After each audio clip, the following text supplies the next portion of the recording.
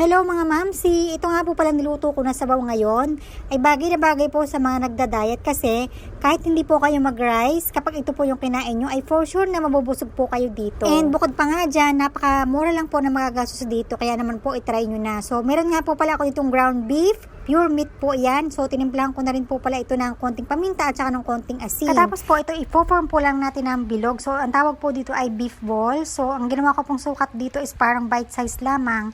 And inahanda ko na rin po dito yung aking gagamiting patola. So, alam niyo po ba yung patola ay napaka-healthy nito. Nakakatulong po itong mapababa ang inyong cholesterol. Kung po high blood at mataas ang inyong cholesterol, palagi ka pong kumain ng patola kasi makakatulong po ito para syempre mapababa po yung ating cholesterol sa katawan. So, dito nga po una kong ginawa, naglagay lang po ako dito ng konting oil sa kawali. And ipiprito ko po muna itong ating mga meatballs para ma-form po siya at para maging ganito po yung ginawa natin, mas magiging malasa po yung ating meatball. So nagisa na rin po ako dito ng